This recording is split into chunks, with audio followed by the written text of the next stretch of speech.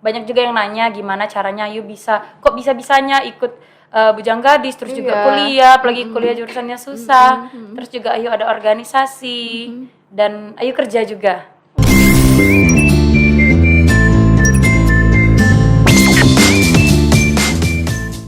Assalamualaikum warahmatullahi wabarakatuh. Halo pemirsa Cukup Pedas, jumpa lagi bersama saya Ella Sulistiana di program, apalagi kalau bukan program kesayangan kita bersama, ya ini program Cukup Pedas yang tayang di YouTube Palpres Official, tayang tiap Senin dan Kamis, yang selalu menghadirkan tamu-tamu yang berbeda setiap episodenya. Tentunya insya Allah memberikan informasi serta edukasi yang bisa kita simak bersama ya pemirsa Cukup Pedas. Nah, untuk di episode kali ini kita sudah kehadiran tamu, seorang wanita cantik, tapi selain cantik juga berprestasi. Kita langsung aja sapa. Halo Ayu, assalamualaikum. Waalaikumsalam, halo Mbak. Gimana, sehat kabarnya? Alhamdulillah sehat. Cuma suaranya aja yang lagi hilang. Oh, kenapa? Kebanyakan manggung ya kayaknya? Enggak, kemarin di sana cuacanya panas dingin jadi. Oh, jadi berpengaruh ke lagi flu. Mudah-mudahan cepet pulih ya. Iya. Oke deh pemirsa Cukup Pedas, kita akan langsung aja ngobrol bersama Ayu Puja Lestari. Jadi pantengin terus di Palpres Official. Ini kalau baca dari profilnya Ayu nih kayaknya panjang sekali nih prestasinya nih. Kalau boleh, mungkin pemirsa Cukup Pedas mungkin juga belum mengenal nih seorang sosok Ayu nih, boleh diceritain nggak sih Ayu prestasinya apa aja sih? Oke, sebenarnya halo teman-teman sekalian. Namaku Ayu Puja Lestari, biasa dipanggil Ayu. Kalau berbicara mengenai prestasi, sebenarnya udah mulai ikut-ikut lomba yang kayak gitu, itu di 2018. Itu lomba apa Ayu? Lebih ke mungkin ke talent atau lebih ke pigeon kayak gitu? Kalau di 2018 itu pertama kali masuk kuliah ikut Bujang Gadis UIN. Oh, Bujang Gadis UIN. Bujang Gadis UIN. Okay. Kemudian di 2019-nya ikut Bujang Gadis Kampus Sumatera Selatan. Di 2020 terpilih menjadi Duta Literasi Pegadaian. Di 2021 terpilih menjadi bagian Bujang Gadis Palembang. 2022 ini itu terpilih menjadi delegasi Indonesia di International Conference Viv Istanbul Youth Summit 2022. Wow. Terus masih ada lagi juga. Tuh kan pemirsa, panjang nih masanya. Apalagi lagi, lanjut Ayu. Terus setelah ke Turki terpilih juga menjadi mahasiswa berprestasi. Kemudian baru-baru ini menjadi delegasi Sumatera Selatan dalam pertukaran pemuda antar provinsi di Jawa Timur. Banyak ya? Capek nggak? Capek. tapi kenapa mau menjalaninya? Kenapa suka dengan berbau hal yang kayak gini? Kan nggak banyak yang seusia Ayu ya yang mau yang capek kayak gini kayak gitu kan. Tapi kenapa Ayu mau? Sebenarnya pernah juga menjadi isu kan. Apakah Ayu ini nggak ngerasa jadi achievement seeker? Pernah dibilang kayak gitu. Terus Ayu bilang kayak gini. Sebenarnya ini yang bikin Indonesia itu kurang maju. Kenapa orang yang berprestasi itu malah dibully kayak gitu? Kok dibilang terlalu banyak guide prestasi. Terus ada juga orang yang bilang kenapa kesempatannya nggak dikasih ke orang lain kayak gitu. Terus Ayu jawab, Ayu juga kan orang, saya juga orang, dan juga saya memiliki kesempatan yang sama. Dan juga kenapa Ayu ikut lomba-lomba seperti itu, ikut ajang-ajang seperti itu, karena mungkin bagi sebagian orang kalau misalnya lagi banyak pikiran itu healing kan. Kalau Ayu enggak, kalau biar Ayu pikirannya lain nih, enggak biar terdistract pikirannya, jadi ikutnya ke lomba kayak gitu. Masalah menang atau kalah ya itu urusan belakang kayak gitu menurut penting Ayu. Ikut dulu ya. Ya yang penting kalau misalnya lagi ada banyak pikiran, ya ikutnya lomba kayak gitu. Udah mau Cukup Pedas jarang-jarang orang kayak gini ya. Orang kalau misalnya lagi banyak pikiran biasanya nge-mall, shopping ya. Kalau Ayu malah ikutan lomba-lomba yang kayak gini ya. Emang mungkin ada adrenalin tersendiri yang Ayu dapetin ya kalau ikutan yang seperti atau seperti apa sih? Kalau Ayu menyebut diri Ayu sendiri, I'm a forever learner. Saya merupakan orang yang harus belajar setiap hari. Jadi kalau misalnya Ayu belum tahu yang ini, Ayu harus belajar. Sebenarnya waktu SMA itu Ayu sudah pandai lah di ilmu IPA, di ilmu yang lain-lain. Namun Ayu ngerasa ilmu agama Ayu masih kurang, makanya ngambil jurusan ini. Iya, ini percaya Cukup Pedas mungkin belum tahu ya Ayu ya, kalau Ayu ini masih seorang mahasiswa di Universitas Raden Wata ya. Universitas Jurusannya ngambil apa Ayu jurusannya? Jurusan ilmu Al-Quran dan tafsir. Nah, Masya Allah, jarang-jarang ya pemuda zaman sekarang ngambil jurusan itu. Kenapa Ayu kok mau ngambil jurusan itu? Mungkin nggak banyak ya yang mau milih jurusan itu. Kenapa Ayu? Pertama karena memang mungkin dari waktu mau milih itu udah ngelihat jurusan ini pas kayak gitu. Terus juga sebenarnya kita bisa jadi apa aja, mau dari jurusan apapun. Kayak ada orang yang nanya kan sama Ayu nanti tamatnya jadi apa. Terus Ayu juga tanya, emang kamu udah tahu nanti tamatnya jadi apa? Kalau tanya balik lagi. Terus Ayu bilang, memangnya kuliah buat apa? Buat dapat uang kah? Dapat jabatan kah? Kalau dapat uang dari kuliah pun Ayu sudah dapat uang kayak gitu. Tuh. Oh seperti itu. Tapi kenapa Ayu lebih memilih jurusan ini kenapa nih? Dibandingkan kan banyak jurusan yang lain ya kan. Tapi kenapa ya ilmu Al-Quran berarti kan harus menghafal kan? Nah kenapa Ayu? Mungkin selain kata Ayu tadi memperdalam agama juga ya kan. Kalau dari eksak mungkin Ayu udah jago nih kayak gitu. Kenapa tuh lebih punya alasan khusus? Kak Ayu itu di keluarga itu berhubung kakak-kakak Ayu semuanya dokter kan. Jadi mama Ayu itu pengennya punya anak yang jurusan agama sebenarnya itu. Nah terus orang-orang kan biasanya kuliah supaya kerja membahagiakan orang tua kayak gitu kan. Dan menurut Ayu kalau selagi Ayu sudah kuliah ini pun sudah membahagiakan orang tua mengapa tidak kayak gitu. Oh, Jadi seperti itu lebih ya. ke pengen membahagiakan orang tua terus juga lebih keimbang dunia akhirat. Masya Allah. Ayu umurnya berapa sih kalau udah ngomongin dunia akhirat? Umurnya 22 tahun. Waduh, pemirsa Joko udah umur 22 tahun udah ngomongin soal dunia dan akhirat nih. Ini terus nyemplung ke jurusan ini gimana Ayu ngerasanya? Aduh, susah atau mungkin enjoy kayak gitu? Kalau diomong susah, susah banget. Susah ya? Susah banget. Kenapa susahnya tuh? Dibandingkan dengan menghafal seperti ini, Ayu lebih pintar menghitung. Nah, tapi terus juga teman-teman Ayu kan dari pondok banyak yang pakai cadar kayak gitu. Sedangkan Ayu dari SMA, mungkin itu yang menjadi kesusahan Ayu. Dosen-dosen pun menjelaskan sering pakai bahasa Arab seperti itu. Tapi itu menjadi tantangan Ayu untuk belajar. Kalau Ayu tidak di jurusan ini, mungkin selamanya Ayu tidak akan belajar. Seperti itu. Jadi mungkin harus punya effort lebih ya di jurusan ini ya. Kalau orang lain kan mungkin Ya. sudah terbiasa menggunakan bahasa Arab, mungkin Ayu jadi harus berlatih Harus bahasa Arab. belajar. Dan memang berlatih juga bahasa Arab sendiri atau gimana Ayu? Kita ada pelajaran bahasa Arab juga sih. Selain Lagi itu juga belajar. mungkin diimbangi dengan belajar bahasa Arab sendiri mungkin Ayu. Kalau misalnya belajar bahasa Arab, belajar bahasa Turki juga. Mungkin boleh lah bisa coba praktekin kalau ngomong bahasa Arab. Contohnya sama bahasa Bahasa Turki ya. Coba deh perkenalan mungkin dalam dua bahasa itu. Bahasa Turki aja ya. Ya boleh. Merhaba arkadaşlar, benim Ecim Ayu Pujalestari, 22 yaşındayım. Winradan Fatadeson sınıf öğrencisiyim. Quran ve tafsir de uzmanlaşmak. Wah, kayaknya udah pasti banget. Itu belajar sendiri atau Itu belajar sendiri. ada yang ngajarin? Belajar dari apa? YouTube? Belajar di buku. Terus pelafalannya bisa seperti itu karena ngelihat dari YouTube atau dari mana Ayu? Sebenarnya kalau bahasa Turki itu gampang sih. Kalau misalnya ada O yang ada titik di Titik atasnya dua ya, itu, kayak gitu ya. itu O jadi.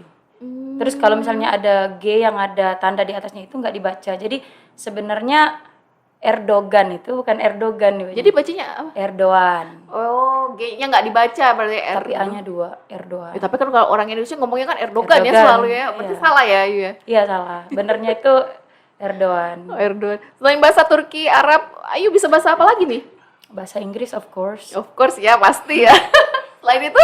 Udah sih itu Itu aja ya. Ini mau mungkin Ayu punya apa ya? Punya ambisi mungkin mau bisa menguasai bahasa apa lagi? Kalau untuk bahasa sih pengennya belajar bahasa Spanyol, bahasa-bahasa Eropa Kenapa harus negara Eropa? karena unik. Oh, Kalau karena bahasa Arab kan dia bisa ke daerah-daerah timur itu kan sama kan. ya. Jadi bisa belajar bahasa Arab, bisa ke Mesir. Paling beda-bedanya ya bahasa Mesir itu ada bahasa-bahasa yang gaul kayak gitulah. Bedanya itu aja. Kayak ke Oman kan sama aja bahasa Arab. Tuh, kalau misalnya ke Eropa dia beda-beda, Spanyol beda, Italia beda. Iya. Jadi pengennya belajar itu. Pengen belajar itu ya, semoga bisa menguasainya ya Ayu. Nah ini Ayu kan sudah banyak prestasi di ajang-ajang yang seperti ini ya. Ini Ayu target kedepannya mau ngapain nih? Ini kan bentar lagi mau lulus kuliah ya. Ini Ayu mau ngapain lagi nih kedepannya nih? Apa sih yang pengen dicapai?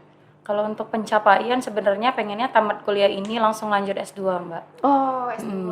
Mau S2 di mana, Ayu? Insya Allah di luar lah. Oh, ngambil jurusan apa kalau boleh tahu? Mungkin sudah ada, pasti udah bayangan dong.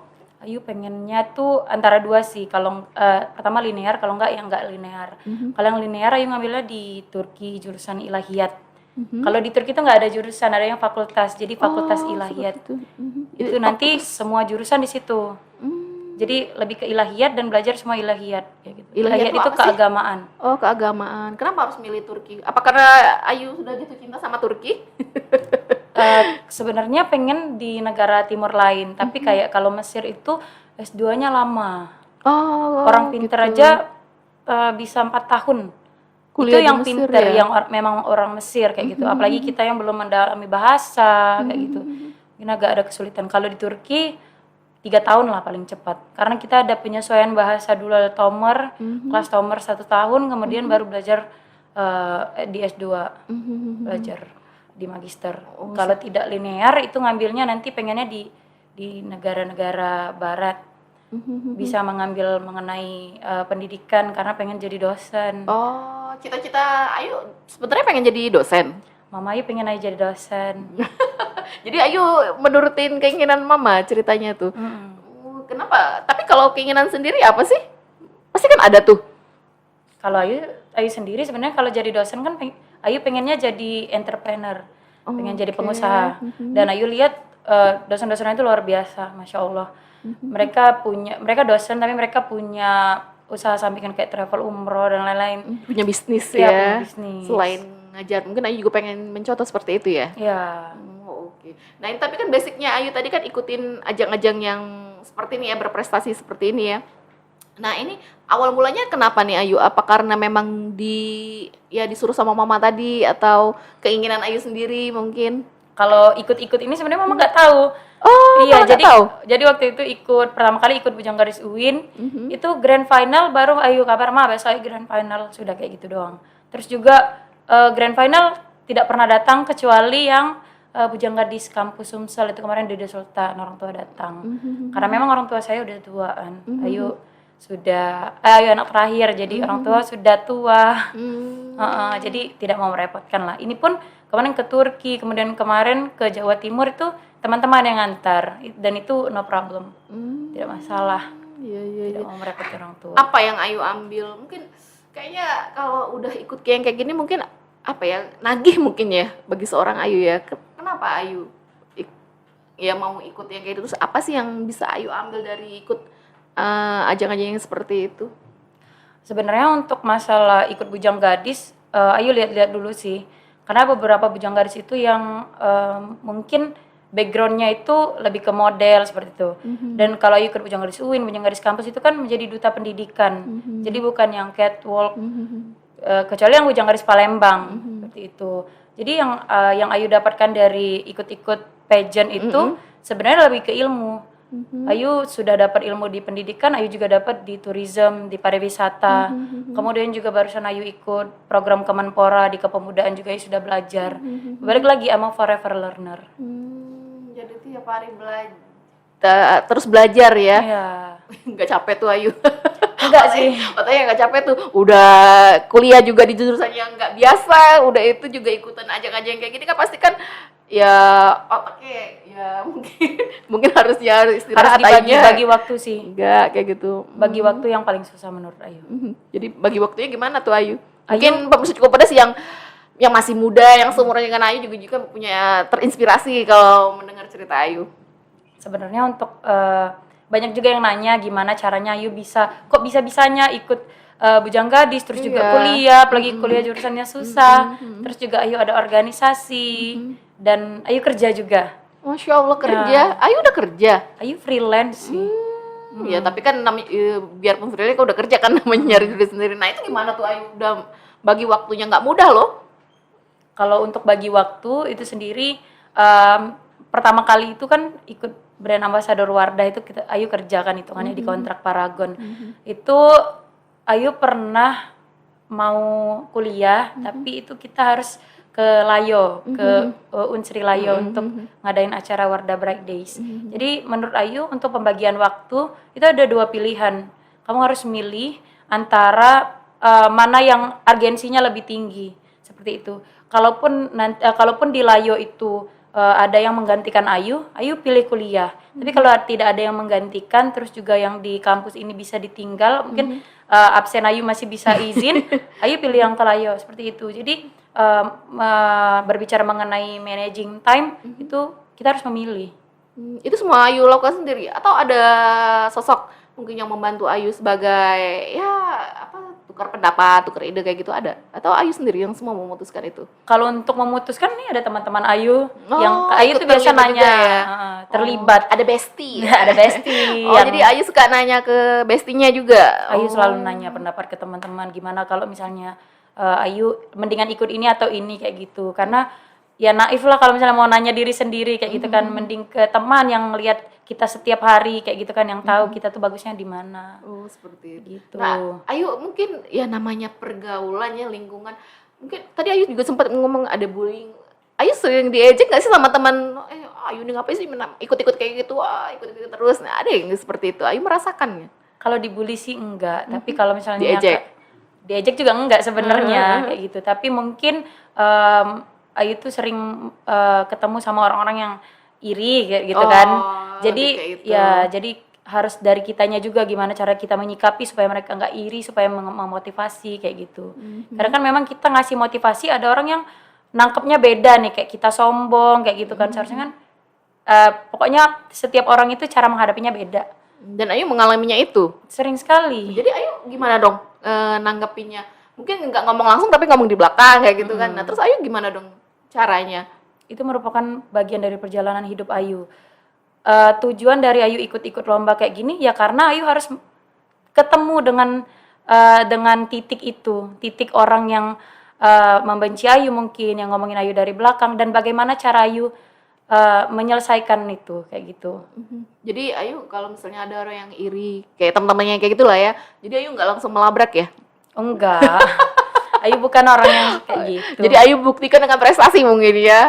Nih, prestasi gue. Lu. Kill them with kindness. Oh. Mantep nggak tuh kata Ayu, masih umur 22 tapi udah punya paradigma pandang Ayu udah kayak gini. Iya, Ayu orang berprinsip. Oh, seperti itu ya. Iya ya, semoga lah Ayu bisa terus berprestasi dan terus membuktikan diri ya. Amin. Nah, kalau tadi kan Ayu juga udah ngomong udah pernah ke Turki, sudah terus baru balik dari Surabaya ya? Baru balik dari Jawa Timur, Jawa Timur, Lumajang. Oh, Lumajang. Itu ngapain Ayu? Oh, itu Masya Allah sekali. Boleh Kemarin diceritain? barusan kita nangis-nangisan karena kita ketemu sama teman dari seluruh Indonesia, seluruh budaya. Ada yang agamanya beda dengan Ayu, kemudian juga ada yang adat istiadatnya beda dengan Ayu. Terus juga kita di sana itu ditempatkan 1 bulan dengan induk semang namanya. Kalau misalnya ibu asuh itu namanya induk semang. Dengan induk semang yang udah sayang kayak gitu. Dan juga Bumi Lumajang itu luar biasa sekali ternyata. Gerbangnya Semeru, terus juga di setiap desa itu potensinya beda-beda. Kalau di Ayu Kanong Tepus kemarin, desa Kanong Tepus, itu seluruh masyarakatnya punya sapi, sapi perah. Nah, fun fact ternyata susu Nestle itu belinya di situ. Nah, susu Nestle, Frisian Flag, Indomilk itu belinya di situ.